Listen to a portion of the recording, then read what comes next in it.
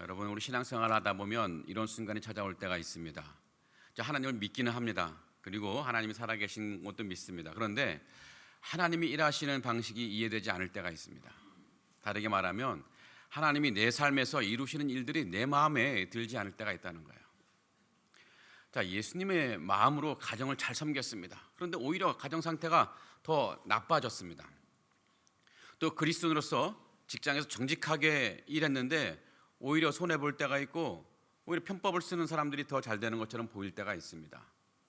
자녀를 위해서 열심히 기도했는데 우리 자녀의 마음은 점점 잘못되는 것 같아서 두려움이 내 마음에 생길 때가 있습니다. 또 교회 사역에 정말 열심히 헌신했는데 갑자기 힘든 질병이 내게 찾아올 때가 있습니다. 이럴 때는 우리가 아는 하나님과 우리가 겪는 이 현실 사이에 거대한 절벽이 있는 것처럼 느껴집니다.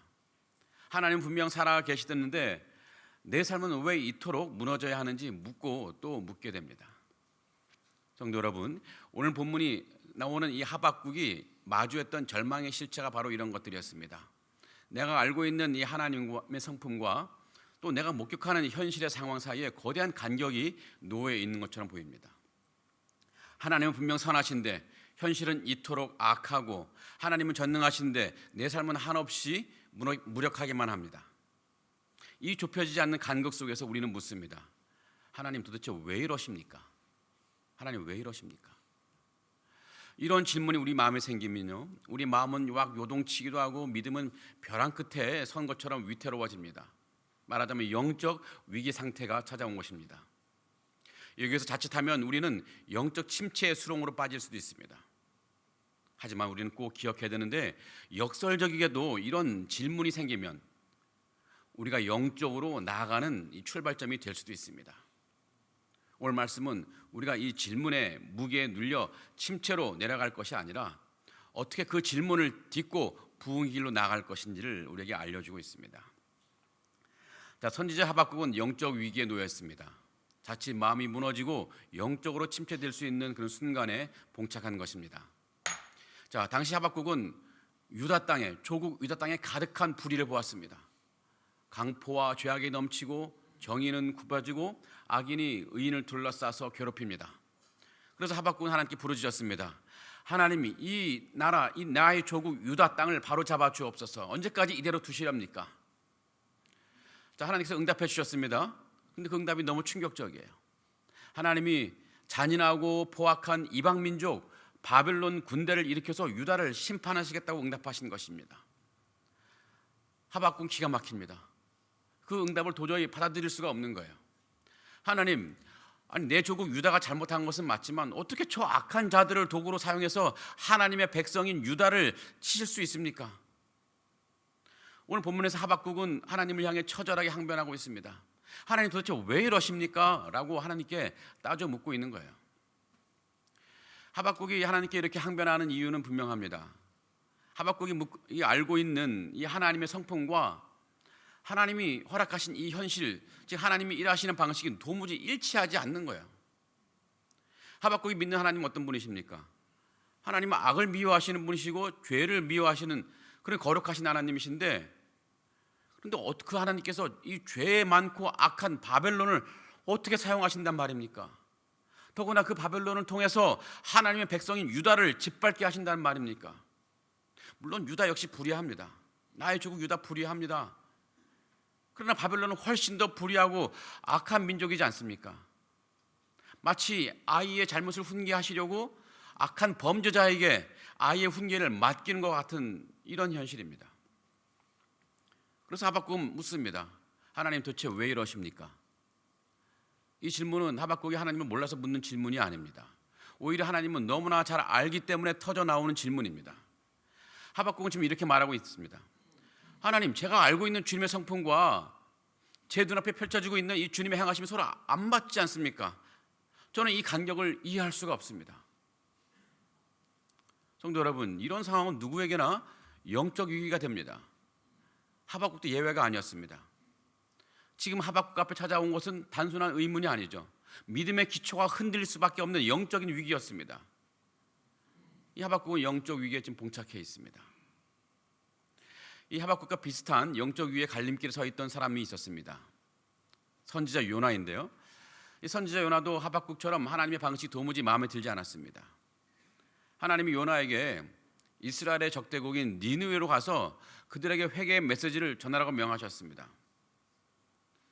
자, 적대국 니느웨를 심판하지 않으시고 기회를 주시는 하나님의 이런 자비하심, 요나가 눈치를 챘어요. 자기 상식으로는 도저히 이해되지 않고 용납되지 않습니다. 어떻게 저 니느웨를 혹시 살리시려 하십니까? 요나는 그 명령을 거부합니다. 니느웨가 회개해서 하나님의 심판을 피하게 되는 것을 원하지 않았기 때문이죠.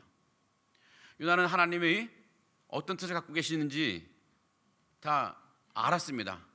그래서 기다리기보다는 스스로 판단하고 그 판단의 근거에서 하나님의 명령을 거부해버린 거예요. 요나는 하나님을 알았죠. 분명히 하나님은 은혜로우신 분이시고 자비로우신 분이고 회개하는 자를 용서하시는 분이신데 바로 문제는 바로 그것이었습니다. 저 원수 같은 니느웨를 분명히 회개시켜놓고 용서하실 분이라는 거예요. 요나는 하나님이 그렇게 일하시는 방식이 마음에 들지 않았습니다. 자기 생각과 맞지 않는 거예요. 그래서 그런 질문도 하지 않았어요. 기다리지도 않았습니다. 하나님 앞에 머물지도 않았습니다.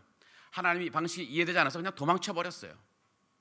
하나님이 가라고 하신 니느웨는 정반대 방향으로 가는 배를 탔고 하나님의 낯을 피해서 배 밑바닥 내려가서 숨어버렸습니다. 요나의 도망은 단순한 불순종이 아닙니다. 하나님의 이 행하시는 방식이 마음에 들지 않을 때 하나님의 앞에 머물지 않고 떠나는 선택이었습니다. 그 선택으로 요나는 결국 영적 침체의 길로 들어섭니다. 그의 삶까지 망쳐지는 거죠. 그는 깊은 바다에 빠졌고 물고기 뱃속에 들어가야 했습니다. 자, 그런데 오늘 본문에 나오는 하박국은 요나와는 정반대 방향으로 움직입니다. 하박국 역시 하나님의 방식이 이해되지 않았습니다.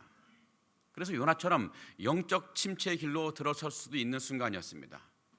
하지만 그는 하나님을 떠나지 않았고 오히려 하나님께 더 가까이 나아갔습니다. 오늘 말씀 2장 1절을 보면 이런 말씀이 있습니다. 내가 내 파수하는 곳에 서며 성루에 서리라. 그가 내게 무엇이란 말씀하실는지 기다리고 바라보며 나의 질문에 대하여 어떻게 대답하실는지 보리라. 자, 요나는 하나님의 얼굴을 피해서 배 밑바닥으로 내려가 숨었지만 하박국은 하나님을 보기 위해서 하나님의 음성이 들려올 가장 높은 곳 성루로 올라갑니다. 그리고 거기서 하나님의 대답을 기다리기로 합니다. 내가 다 이해할 수는 없지만 분명히 하나님의 뜻이 있을 거야. 이 믿음을 가지고 하나님의 뜻에 귀를 기울이려고 성루에 올라간 것이죠. 그러기에 성루는 하나님의 음성을 기다리는 자리이고 믿음을 지키는 자리입니다. 이해하지 못한다 할지라도 하나님 곁에 머무는 자리입니다. 결국 하박국은 이 과정을 통해서 하나님이 주시는 엄청난 부흥의 은혜를 누리게 되었습니다. 성도 여러분, 바로 그렇습니다. 바로 이 순간이 부흥의 시작이에요. 부흥은 모든 것이 이해되지 않는 상황 속에서도 변함없이 하나님 앞에 머물기로 결단할 때 비로소 시작되는 것입니다. 성도 여러분, 오늘 우리도 같은 갈림길에 설 때가 얼마나 많이 있습니까? 하나님의 방식이 하나님이 우리를 이끌어 가시는 그 방식이 마음에 들지 않을 때가 있죠. 하나님의 일하심이 내 기대와 다를 때가 있습니다. 그때 하나님 앞에 머물기를 포기해서 자기 뜻대로 가버린다면 요나처럼 우리는 영적 침체 길로 갈 수밖에 없습니다. 그러나 내 마음에 들지 않아도 이해되지 않아도 끝까지 하나님 앞에 머물면서 그분의 대답을 기다리기로 결단한다면 우리는 하박국처럼 결국 부흥을 경험하게 될 것입니다. 오늘 우리가 가야 할 방향은 분명합니다.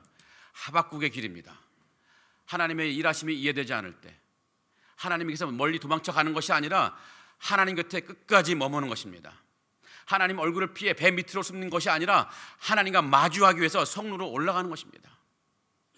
그러니 하나님의 일하심이 이해되지 않을 때 바로 그 순간 여러분 놓치지 않으시면 좋겠습니다. 왜냐하면 그 내 영적인 부흥, 나아가서 내 삶의 부흥으로 이어질 수 있는 너무나 좋은 기회이기 때문입니다. 성도 여러분, 근데 여기서 한 가지 질문이 생겨요. 하박국은 어떻게 그 절망적인 상황에서 성루에 올라갈 수 있었을까요? 저 무서운 바벨론 군대가 막 오고 있다는 그 공포 속에서도 어떻게 태연하게 하나님의 대답을 기다릴 수 있었을까요? 내가 곧 죽을지도 모르는 위험한 상황임도 뻔히 알면서도 어떻게 저 성루에 올라가서 하나님을 기다릴 수 있었을까요? 하박국 2장 1절에서 내가 성루에 서리라 결단할 수 있었던 비결은 그가 무슨 특별한 강한 의지가 있었던 것이 아니었습니다. 하박국은 성루에 오르기 전에 먼저 자기가 믿는 하나님이 누구신지를 꼭 붙들었던 것입니다. 12절을 볼까요? 자, 여호와 나의 하나님, 나의 거룩한 이시여, 주께서는 만세전부터 계시지 아니하시나이까? 당신은 만세전부터 계셨던 분이십니다. 이런 12절 13절 통해서 우리 하박국이 꼭 붙들었던 하나님의 성품 세 가지가 있는데요. 첫 번째로는요, 하나님의 영원성입니다. 자, 하박국은 하나님을 만세전부터 계신 분이라고 고백했습니다. 바벨론은 지금 당장 세상을 집어삼킬 듯 기세등등하지만 그들도 결국은 끝이 있는 유한한 존재일 뿐입니다. 하지만 하나님은 만세전부터 계셨고 만세 후까지 계실 분이십니다. 내가 당한 고난보다 훨씬 더 오래 계실 분이십니다. 이 사실을 믿었기 때문에 그는 흔들리는 땅을 떠나서 성루로 올라갈 수 있었던 것입니다. 두 번째 하박국이 붙들었던 것은 하나님의 거룩함이에요. 그는 하나님을 나의 거룩한 분이라고 불렀습니다. 여기서 거룩함이라고 하는 것은 하나님 결코 실수하지 않으신다는 의미를 포함하고 있습니다. 지금 상황 엉망인 것 같고 하나님이 틀린 것 같지만 하박국은 선포합니다. 하나님은 거룩하시기에 결코 실수하지 않으신다. 그러니 여기에는 분명한 이유가 있을 것이다. 이 믿음이 그를 성루 위로 끌어올렸던 것이죠. 세 번째는 하나님과의 친밀함이었습니다. 하박국은 그냥 하나님을 하나님이라 부르지 않고요, 나의 하나님이라고 불렀습니다. 나의 하나님. 이 거대한 우주를 다스리시는 창조주 하나님이 그냥 다른 사람의 하나님이 아니라 바로 나의 하나님이시라는 그 친밀한 관계를 고백했고, 그 관계에 대한 고백이 그를 성루에서 버티게 했던 것입니다. 그렇습니다. 하나님이 누구신지 우리가 명확하게 알 때, 그것을 붙들 때 우리는 비로소 성루에 올라갈 수 있고 성루에서 버틸 수가 있는 것입니다. 내 상황보다 크신 하나님을 발견하는 순간 우리는 비로소 땅의 소란함을 뒤로하고 주님의 음성을 기다리는 성루로 발을 디딜 수 있게 되는 것입니다. 혹시 여러분 가운데 아직 성루에 오르지 못하고 계십니까? 하나님의 뜻을 기다리는 것이 힘드십니까? 이해 안 돼서 어찌할 바를 모르고 계십니까? 그렇다고 여러분의 의지를 탓할 바는 아닙니다. 여러분의 믿음 없음을 탓할 것이 아닙니다. 우리는 오늘 말씀 12절 13절로 돌아가야 됩니다. 우리가 믿는 하나님이 얼마나 크신 분인지, 그분이 얼마나 우리를 사랑하시는지, 그분이 얼마나 실수가 없는 완벽한 분이신지를 먼저 깊이 묵상해야 됩니다.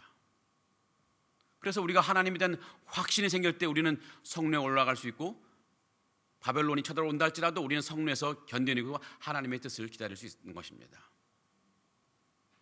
말씀을 통해서 하나님을 알아가는 것이 우리에게 꼭 필요합니다. 바라기는 하나님을 아는 것을 통해서 어떤 상황에서도 하나님께 나아가고 하나님께 머물 수 있는 우리가 되기를 간절히 주님의 이름으로 기원하고 축복합니다. 자, 성도 여러분, 우리가 오르는 성루는 하나님의 음성을 기다리는 자리이고 믿음을 지키는 자리입니다. 그런데 그 기다림은 그저 멍하니 있는 시간이 아닙니다. 기다림은 오히려 하나님의 말씀하실 것을 믿고 내가 붙잡고 있는 방법들을 다 내려놓는 가장 치열한 영적인 활동의 시간들입니다. 자, 그렇다면 성도 여러분, 성루에서 기다린다고 하는 것은 우리 삶에서 구체적으로 어떤 치열한 영적인 활동을 말하는 걸까요? 그래서 우리는 이 기다림을 어떤 마음으로 받아들이고 또는 어떤 의미로 붙들어야 할까요? 두 가지를 말씀드릴 수 있는데, 첫 번째로는요, 자, 기다림은 내 때를 내려놓고 하나님의 때를 기다리는 과정입니다.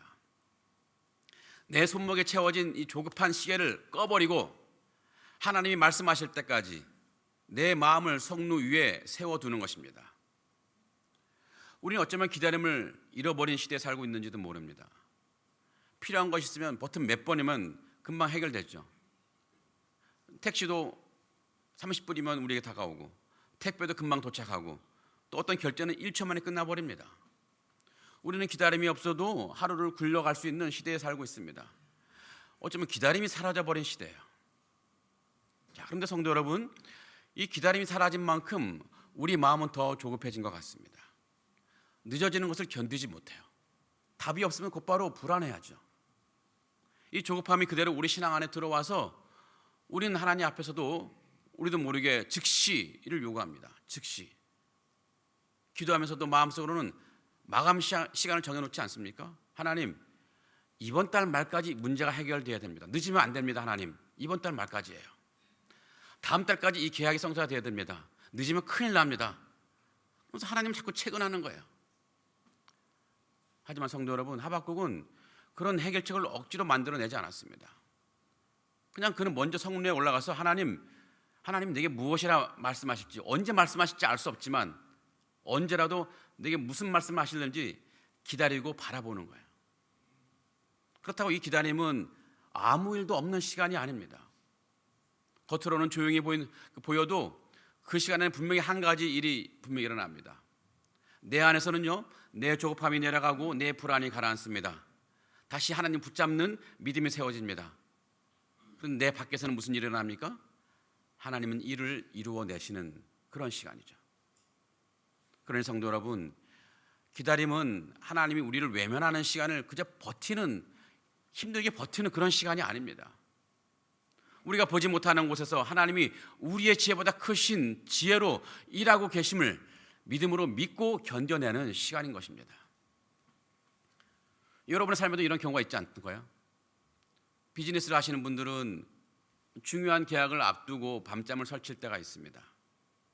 야, 지금 당장 도장을 찍어야 되는데 왜 자꾸 상대방은 답이 없을까? 하나님, 왜 자꾸 지체가 되는 거죠? 근데 기도를 많이 했는데 왜 지체가 되는 겁니까? 마음이 타들어가고 조급함이 올라옵니다. 하지만 시간이 지나고 나서 돌아보면 깨닫게 됩니다. 그때 만약 내가 조급하게 계약을 밀어붙였다면 나중에 터질 이 법적 문제를 피할 수 없었다는 것을 그때 깨닫는 경우가 있습니다. 오히려 하나님은 내가 알든 내가 모르든 그 시간을 통해서 조건을 정리하게 하시고 위험을 걸러내게 하시고 더 안전한 방식으로 계약을 진행하게 하실 때가 참으로 많이 있습니다. 여러분, 자녀 교육은 어떻습니까? 이 부모의 마음은 지금 당장 아이가 뭔가를 열심히 해서 성적이 올라야 하고 이번 입시에는 반드시 성과를 내야 한다고 생각하죠. 하지만 하나님은 종종 우리 아이의 점수보다는 더 깊은 곳, 우리 아이의 인격과 신앙의 성숙을 바라보고 계십니다. 부모가 기다리지 못해서 아이를 닥달하면 아이의 영혼은 분명히 상하죠. 그러나 하나님의 때를 믿고 성루에서 기도로 기다려줄 때 아이는 서서히 하나님의 사람으로 빚어져 갑니다. 우리는 창세기에 나오는 요셉을 기억해야 됩니다. 이 요셉은 억울한 누명을 쓰고 이제 감옥에 갇혀 있었습니다. 그런데 그 감옥에 갇혀 있던 왕의 신하 꿈 때문에 괴로워하는 것을 봤는데요. 그때 요셉이 그 신하를 위로하면서 그 꿈을 해석해 줍니다. 네 꿈은 곧 석방될 꿈이야. 실제로 그 신하는 그 꿈대로 석방되었습니다. 요셉은 그 나가는 신하에게 부탁했죠. 야, 당신 밖에 나가면 나를 꼭 기억해 주세요. 당신은 왕 근처에 있기 때문에 말만 잘하면 저를 빼낼 수 있습니다. 제 석방을 위해서 힘써 주세요. 그 신하는 또 그렇게 하겠다고 철석같이 약속했습니다. 요셉은 얼마나 기대했겠습니까? 이제 곧 나를 꺼내주겠지. 하루 이틀, 일주일. 하지만 성경은 담담하게 기록하는 거예요. 그는 만 2년 후에 석방되었다고 기록하고 있습니다. 요셉에게 어쩌면 그 2년은 버려진 시간이었을 것이고 지체된 시간으로 느껴졌을 것입니다. 하지만 하나님에게 그 2년은 요셉을 더 깊은 사람으로 빚어내는 시간이었고 마침내 요셉이 감옥에서 나와서 총리로 세워지기까지 필요한 준비의 시간, 훈련의 시간이었던 것입니다. 성도 여러분, 하나님은 시간을 허비하시는 분이 아니십니다. 하나님은 우리가 이해하지 못하는 시간 속에서도 우리를 정성스럽게 빚어가시는 분이십니다. 그러니 성루에 올라가서 기다린다고 하는 것은 늦으시는 하나님을 탓하며 하염없이 기다리는 것이 아니라 하나님이 일을 선하게 이루실 것을 믿고 인내하면서 믿음으로 지켜내는 것입니다. 성도 여러분, 우리 마음속에 생기는 조급함, 이 조급함은 내가 하나님보다 더 정확하다라고 믿는 교만에서 나오는 거예요. 그러나 기다림은 하나님의 시간이 나의 시간보다 완벽하다는 사실을 인정하는 겸손한 믿음에서 나오는 것입니다. 그러기에 이번 한 주 여러분의 삶의 시계를 잠시 꺼놓고 이렇게 고백해 보시면 좋겠습니다. 주님이 내게 무엇이란 말씀하실지 기다립니다. 그리고 마음이 조급해질 때마다 딱 1분간이라도 멈춰서 결단의 기도를 하시기 바랍니다. 주님, 저는 다 이해하지 못한다 할지라도 저는 성루에서 내려오지 않고 성루에 서 있겠습니다. 내 조급함을 내려놓고 하나님 앞에 서겠습니다. 그때 하나님께서는 우리 안에서 부흥의 첫걸음을 내딛게 하실 것입니다. 자, 두 번째는요, 기다림이 무엇입니까? 기다림은 첫 번째는 내 때를 내놓고 하나님의 때를 기다리는 과정이라고 말했고, 두 번째는요, 열매가 보이지 않아도 사명의 자리를 끝까지 자리를 지키는 과정입니다. 여러분, 성령에게 올라간 파수꾼에게 허락되지 않는 딱 한 가지가 있습니다. 다른 것은 다 허용되더라도 이것만은 허용 안 돼요. 그것이 무엇입니까? 자리를 비우는 거예요. 밤이 아무리 길어도 눈꺼풀이 천근만근 무거워도 살을 에이는 찬바람이 불어와도 절대로 파수꾼은 그 자리에 서 있어야 됩니다. 파수꾼이 그 자리를 지키는 이유는 그에게 성을 지키는 사명이 있기 때문입니다. 외적이 들어오든 말든 여하튼 간에 성을 지켜야 할 사명이 그 안에 있기 때문에 파수꾼은 그 자리를 지켜야 돼요. 우리가 열심히 사역하고 수고해도 아무 열매가 맺히지 않을 때가 있습니다. 정직하게 일을 하고 행했는데도 손해만 보는 것 같고 애를 써도 밑빠진 독에 물붓기처럼 느껴질 때가 있지 않던가요? 가정도 마찬가지죠. 정말 사랑으로 대화하려 애를 썼는데도 돌아오는 것은 그냥 싸늘한 침묵뿐일 때 이제 나도 포기하고 싶다라는 마음이 불쑥 찾아옵니다. 하지만 바로 그때가 어떤 때입니까? 바로 그때가 우리가 성루를 지켜야 할 때입니다. 열매가 보이지 않는다고 해서 파수꾼이 성루를 떠나면 성은 무너질 수밖에 없습니다. 지금 당장 자녀의 변화가 보이지 않아도 눈물로 기도의 자리를 지키는 것, 직장에서 아무도 나를 알아주지 않아도 그리스도인으로서 정직을 고수하는 것, 교회 사역이 아무리 힘들고 몸이 지치고 남들이 안아주지 않아도 내게 맡겨진 영혼들을 위해 무릎 꿇는 것, 이것이 무엇입니까? 우리가 부흥으로 향해 가는 첫 발걸음입니다. 성벽을 재건했던 느헤미야도 그러했습니다. 자, 주변 나라들이 끊임없이 성벽을 재건하는 느헤미야를 조롱하고 방해합니다. 그래서 4장 3절에 어떤 말씀이냐면 그들이 건축하는 돌성벽은 여호와가 올라가도 곧 무너지리라. 그들이 조롱합니다. 야, 너희들이 뭘 하겠다고? 너희들이 성벽을 짓겠다고? 너희들이 지은 성벽 그 위에 여호가 올라가도 다 무너질 거야. 그러면서 방해를 하죠. 그러면서 느헤미야는 하나님이 왜 저들을 방치하시는지 이해하기 어려웠을 것입니다. 아니, 내가 내 일을 하는 것입니까? 하나님이 명령하신 저 예루살렘 성벽을 짓는 일에 저들이 방해하는데 왜 저들을 그냥 내버려 두십니까? 이해하기 어려웠을 것입니다. 이해하기 어렵지만 이 느헤미야는 자기가 성벽을 지키는 이 사명을 멈추지 않았습니다. 한 손에는 병기를 잡고 무기를 잡고 또 한 손으로는 묵묵히 성벽을 쌓아나갔습니다. 하나님의 도우심을 기다리면서도 동시 자신에게 맡겨진 사명을 포기하지 않았습니다. 비록 이해할 수 없을지라도 느헤미야가 끝까지 자리를 지켰을 때 마침내 52일 만에 그 예루살렘 성벽은 완공되었습니다. 성도 여러분, 혹시 여러분 인생이 지금 어두운 밤 같습니까? 아침이 올 기미조차 보이지 않는 그런 시간들 같습니까? 그럼에도 불구하고 여러분 성루를 떠나지 않으시기 바랍니다. 하나님이 아침을 가져오실 것을 분명히 믿기에 나는 오늘 내게 주신 이 사명의 자리를 묵묵히 지키겠노라고 선포하신 여러분 되기를 바랍니다.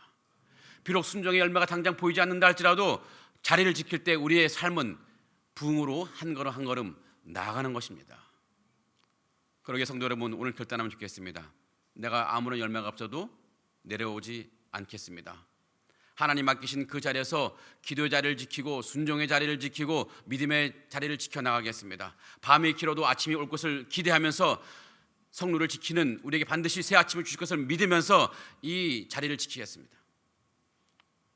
그럴 때 우리는 결국 믿음의 고도로 올라가서 부흥의 삶을 살아나게 될 것입니다. 이런 은혜가 우리 교회 모든 성도님들에게 가득하기를 간절히 기원합니다. 성도 여러분, 오늘 우리는 지금 하박국의 성루 앞에 함께 서 있습니다. 하박국이 성루에 오른 것은 상황이 좋아졌기 때문이 아니죠. 아직도 바벨론의 칼날은 여전히 매섭고 조국 유다 현실은 조금도 달라지지 않았습니다. 하지만 하박국은 선언합니다. 내가 성루에 서리라. 주님이 무엇이란 말씀하실 때까지 끝까지 기다려 보리라. 여러분, 진정한 신앙은요, 모든 것이 다 이해될 때 시작되는 것이 아닙니다. 진짜 믿음은 도무지 이해되지 않을 때라도 하나님 앞에 머무는 것으로 증명됩니다. 하나님의 방식이 내 마음에 들지 않을 때라도, 하나님의 침묵이 길게 느껴진다 할지라도, 내 기도가 허공에 흩어지는 것처럼 느껴진다 할지라도, 바로 그때가 어떤 때입니까? 그때가 바로 우리가 요나가 될 것인지 하박국이 될 것인지를 결정하는 믿음의 갈림길입니다. 혹시 여러분 중에 요나처럼 도망치고 싶은 분이 계십니까?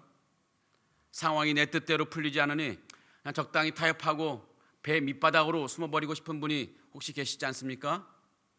기억하시기 바랍니다. 하나님을 피해 숨은 배 밑바닥은 안식의 자리가 아니라 침체와 마비의 자리일 뿐입니다. 오늘 하나님은 우리를 성루로 초청하십니다. 나의 조급한 시간표를 내려놓고 하나님의 완벽한 타이밍을 신뢰하는 기다림으로 올라오라고 하나님은 우리를 부르십니다. 열매가 보이지 않아도, 눈물이 앞을 가려도 주님이 맡겨주신 사명의 자리를 묵묵히 지켜내는 그 순종의 성루로 올라오라고 우리를 부르시고 계십니다. 여러분, 비행기가 하늘을 날아가다가 난귀를 만났을 때 사고를 피하는 가장 좋은 방법이 무엇입니까? 고도를 높이는 거예요. 폭풍우가 치는 구름 위로 올라가면 거기는 아주 고요합니다. 여러분의 인생의 기류가 난기류가 찾아왔습니까? 지상에서 버티려 하지 말고 고도를 높여서 성루로 올라가시는 여러분 되길 바랍니다. 지상에서 비극으로 보이던 그 많은 일들이 성루 위로 올라가서 바라보면 하나님의 위대한 걸작으로 보이기 시작합니다. 땅에서는 조롱 섞인 소음만 들리지만 성루 위에서는 우리를 향한 하나님의 세밀한 격려와 사랑의 속삭임이 들리기 시작할 것입니다. 바로 그것이 우리 영혼이 다시 살아나는 부흥의 현장이 될 것입니다. 성도 여러분, 그러기에 이번 한 주 조급함이 여러분들을 끌어내리려 할 때마다 가슴에 손을 얹고 선포하시기 바랍니다. 나는 내려가지 않겠다. 나는 나의 성루를 지키겠다. 하나님 말씀하실 때까지 나는 이 자리를 지키겠다. 나는 이 자리를 떠나지 않겠다. 하나님을 믿고 하나님 곁에 머물겠다. 당장 열매가 보이지 않아도 내려오지 않겠다. 밤이 길어도 자리를 떠나지 않겠다. 성루를 지키는 우리에게 하나님은 반드시 약속의 새 아침을 주실 것입니다. 그러기에 여러분, 기다림은요, 고통이 아니라 부흥의 전주곡입니다.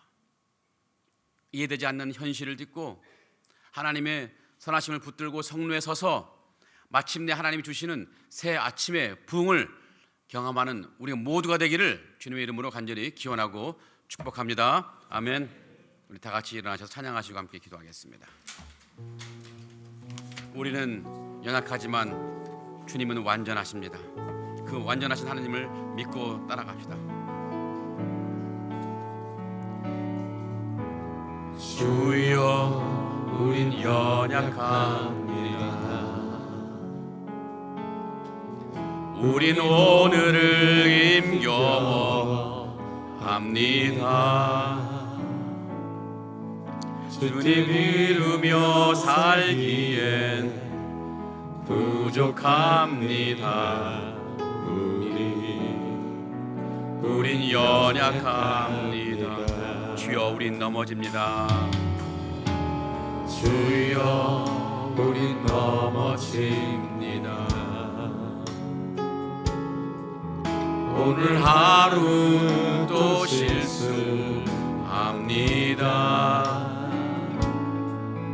주의 뜻을 구하는 죄인입니다. 우린 주만 바라봅니다. 안 오는 주님의 은혜 온 세상 위에 넘치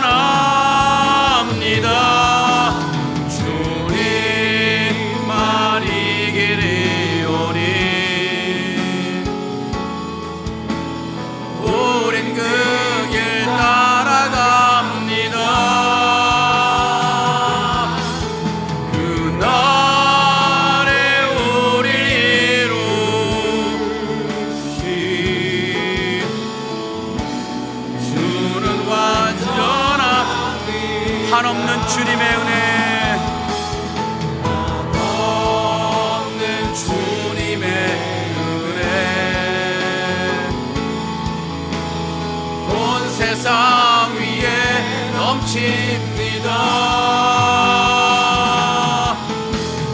놓일 수 없는 주 영광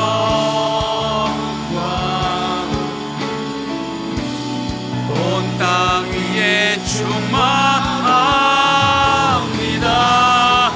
주님 말이 길이오니 우리는 그 길 따라갑니다.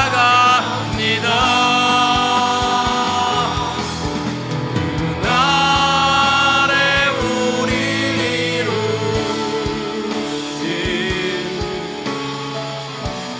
주는 완전합니다.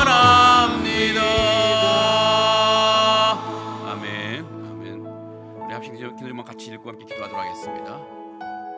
기도합니다.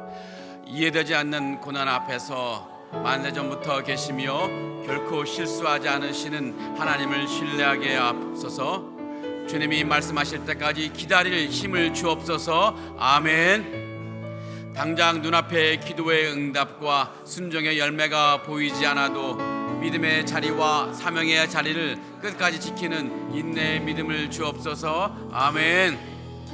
성령의 능력으로 상하이 하는 연합교회와 모든 성도의 믿음과 삶에서 부흥의 역사가 일어나게 하옵소서. 아멘. 이런 기도를 가지고 절단함 주님 부르고 기도하겠습니다. 주여 은혜를 주옵소서. 주여 은혜를 주옵소서. 함께 기도하겠습니다. 자비로우시고 은혜로우신 하나님, 우리가 의인되지 않는 많은 현실 앞에서 고난 앞에서 이길 때가 많이 있습니다. 하나님의 방식이 내 마음에 들지 않아서 조급함으로 내려오고 싶을 때가 많았었고, 하나님 믿음의 자리를 묻히고 싶을 때가 순간도 있었습니다. 하나님 그럴 때마다 요나처럼 하나님의 낯을 피해 뒷바닥으로 숨어버리는 인생이 될 때가 얼마나 많았습니까? 이제는 하박국처럼 하나님을 더 가까이 대면하기 위해 성루로 올라가는 믿음의 사람들이 되게 하여 주시옵소서. 하나님 말씀하실 때까지 성루에 서 있는 믿음의 인내의 믿음을 우리에게 허락하여 주시옵소서. 하나님을 조급한 시계를 내려놓고 하나님의 완벽한 타임을 신뢰하는 우리가 되게 하여 주시옵소서. 지금 당장 기도의 응답이 보이지 않고 순종의 열매가 보이는 지금과 같지 않아도 하나님 맡기신 이 사명의 자리, 기도의 자리, 예배의 자리를 끝까지 지켜내는 영적인 발걸음이 될 수 있도록 우리를 인도하여 주시옵소서. 하나님 주님이 밤이 깊을수록 새벽이 가까움을 아침이 가까운 우리가 믿습니다. 인생의 난길 속에서도 절망할 것이 아니라 믿음의 고도를 높여서 성령 위에서 일하시는 하나님을 바라보게 하시고 그곳에서 하늘의 평강과 세밀한 위로를 경험하는 우리가 되게 하여 주시옵소서. 우리 교회에서 모든 성도님들의 삶 가운데 이 기다림의 시간을 통해서 참된 영적인 부흥의 역사를 경험하게 하여 주시옵소서. 분명히 주님은 실수하지 않으시는 분이고 만세전부터 계시는 우리를 우리가 신뢰하게 하여 주옵소서. 응답이 지나지라도 낙심하지 않게 하시고 열매가 보이지 않아도 사명의 자리를 끝까지 지키는 믿음을 우리에게 도와여 주시옵소서. 그리하여 이번 한 주도 우리의 가정과 일터와 관계 속에서 주님의 일하고 계심을 믿고 끝까지 주님 밑에 머무는 순종의 사람들로 우리를 삼아 주시옵소서. 은혜로우신 우리 하나님, 우리는 이해되지 않는 우리의 현실 앞에서 때로는 고난 앞에서 흔들릴 때가 참 많이 있습니다. 하나님의 방식이 내 마음에 들지 않을 때, 조급함으로 내려올 때가 너무나 많았고 믿음의 자리를 놓치고 싶었던 순간도 많이 있었습니다. 하나님 그럴 때마다 요나처럼 하나님의 낯을 피해 배 밑바닥으로 숨어버리는 인생이 되지 않게 우리를 붙들어 주시옵소서. 하박국처럼 하나님을 더 가까이 대면하기 위해서 성루로 올라가는 믿음의 사람이 될 수 있도록 우리를 인도하여 주시옵소서. 또 하나님이 말씀하실 때까지 성루에 서 있을 수 있는 인내의 믿음을 우리에게 허락하여 주시옵소서. 하나님, 우리의 조급한 시계를 이제 꺼버리고 하나님의 완벽한 타이밍을 신뢰하게 하여 주시옵소서. 지금 당장 기도의 응답이 보이지 않고 순종의 열매가 맺히지 않는 것 같아 할지라도 하나님이 맡기신 이 사명의 자리, 기도의 자리, 예배의 자리를 끝까지 지켜내는 영적인 파수꾼이 될 수 있도록 우리를 붙들어 주시옵소서. 주님, 밤이 깊을수록 아침이 가까움을 우리가 믿습니다. 인생의 많은 난길 속에서 절망할 것이 아니라 믿음의 고도를 높여서 성루 위에서 일하시는 하나님을 바라보게 하시고 그 높은 곳에서 하늘의 평강과 세밀한 위로를 경험하는 우리가 되게 하여 주시옵소서. 우리 모든 성도님들의 삶 가운데 이 기다림의 시간을 통해서 참된 영적인 부흥의 역사를 경험할 수 있도록 우리를 인도하여 주시옵소서. 분명히 주님은 만세전부터 계신 분이시고 결코 실수하지 않으신 하나님을 우리가 믿습니다. 응답이 지체되어도 낙심하지 않게 하시고 열매가 보이지 않아도 사명의 자리를 끝까지 지키는 믿음을 우리에게 더하여 주시옵소서. 이번 한 주도 우리의 가정과 일터와 관계 속에서 주님이 이미 일하고 계심을 믿게 하시고 끝까지 주님 곁에 머무는 순종의 사람들로 우리를 삼아 주시옵소서. 예수님의 이름으로 간절히 기도합나이다. 아멘. 이제는 우리 주 예수 그리스도의 은혜와 하나님 아버지의 크신 사랑과 성령의 인도하심이 비록 이해되지 않는 현실 앞에서도 그 현실 너머에서 일하시는 하나님의 신실하심을 또 하나님의 선하심을 신뢰하며 조급함을 내려놓고 주님의 때를 기다리고 열매가 보이지 않아도 사명의 자리를 끝까지 지키기로 결단하는 상하이 하나님께 모든 성도들 머리 위에 지금부터 영원토록 함께 하실지어다. 아멘.